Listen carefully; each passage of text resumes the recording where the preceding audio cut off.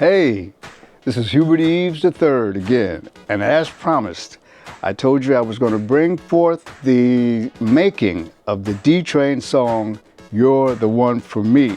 On episode 1, which is what this is, we're going to focus strictly on the music because that's how it originated. And I'm going to eventually tell you about the instruments that were used, the fact that it was a #1 song, Billboard charted dance song. And I'm going to show you, I have the actual charts, and I also have the original instruments that I used back in 1980 and 81. I'm going to show you the original drum machine that I used just to keep the time together before we called in the amazing Howard King to play live drums on it. Let's go, y'all. I remember back in the late 70s, I hearing about this new instrument that was coming into the market called the Prophet 5. And it was an instrument, when I heard about it and I started thinking about the possibilities, because before that we didn't have a keyboard that you could play more than one note at a time. The Prophet 5 changed all that. There was a couple of others too, but the Prophet 5 was the one I focused on. And I wanted it so bad. Once I heard about it, I was like, man, I couldn't stop thinking about this thing. I almost dreamed about it. And I remember telling my wife, I said, this new instrument that's coming out, I want this thing so bad. I just know that it's going to give me what I want out of it. You know, it should be a lot of fun and all that. And she said, well, you know, if you want it that bad, she saw how bad I wanted it. She said, let's just save up for it and get it, because it was very expensive at that time. At that time, it was around, I forget, $2,800 or something like that. And this was, remember, 1980. We saved up the money. We got that Prophet 5, and I just went crazy. I'm sure she's probably sorry we even got it, because I wanted to take it to bed with me and put it in between us. I was like, wait a minute, that's how bad I wanted it. But anyway, I fell in love with it, and I would go down in my little basement studio where it had dust all in it. And, things weren't so good back in those days, but at the time, I had just enough room to be able to sit there and play it and program it. Now, programming means that you can change it and make it your own sounds. And that's what I loved about that. I could make my own bass sounds. I could make my own sounds. The sounds that you hear on the record of You're the One for Me, those are the sounds that I've worked tirelessly and spent many hours and sleepless nights just because I had so much fun with that instrument. And as a result, I was able to come up with the sounds that I'm going to demonstrate to you that are actually the ones that are on the record of You're the One for Me. And these are the sounds that you all know when you hear it. It's 2026. I'm going to take you back to 1980, 1981.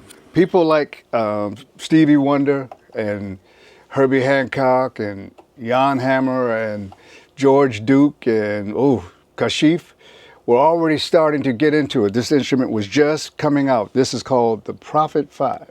It's called a synthesizer, Prophet 5 synthesizer. What I loved about it was you could play chords, and you could play 2 and 3 and 4, 5, up to 5 notes at one time. Whereas before that, the only other synthesizer I had was a micro moog that's also used in the song You're the One for Me. One night, I guess I was feeling kind of funky, grooving, funkin'. And I just went to turn my drum machine on, which I'm going to show you the original drum machine that I used to start it off with, which was a do do do do do do do do do do do do do do do do do.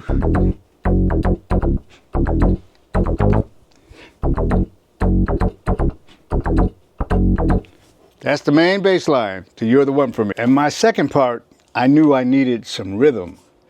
And I wasn't using guitar or nothing. This was all keyboards, which really, on that song, that's all it is. It's only keyboards and drums.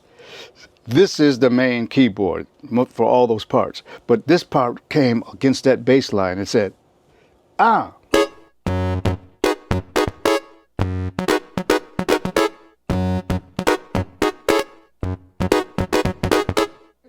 That that was the second part. That gave me the groove and put those two together. And then I said, wow, man, I need something else that's gonna give me another sound that stands out. And that's the sound that people recognize when they hear this song, if they know the song. Once I had my bass just locked in that bottom, and then I had my rhythm, which gave it that funk feel, I needed something to take over the top that would give it a melodic sense, something that would be recognizable. And I messed around and played around and came up with this. Ah.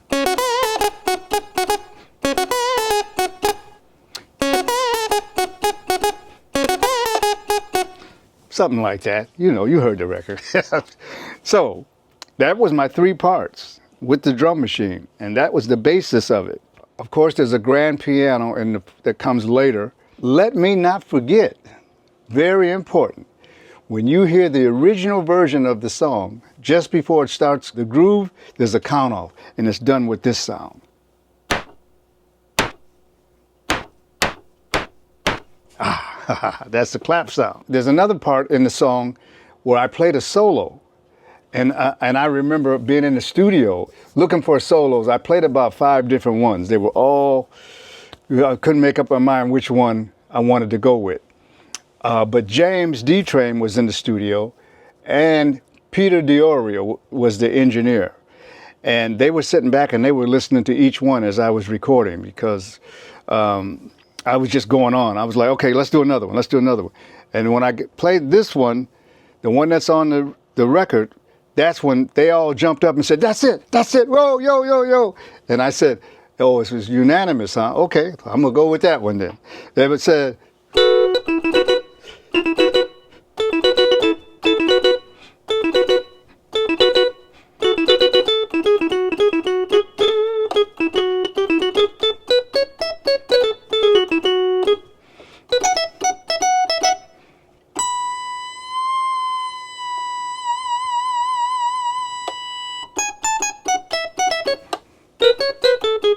something like that. I'm not going to try to play it exactly like that.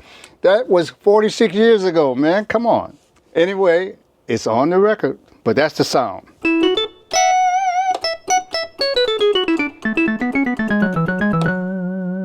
That's the sound. Everything else on the record is just effects. And James D. Train Williams, when he came in and he said, I'll see you, my brother, and I will raise you one. He not only raised me 1, 2, 3, 4, all the way up to You're the One for Me. Together, we made that song #1 across the universe, and I still get much respect and love and positivity as a result of the love and positivity that was put into that song. And so I'm very proud to be able to say thank you all for making it #1 song, and thank you all for appreciating it still 46 years later.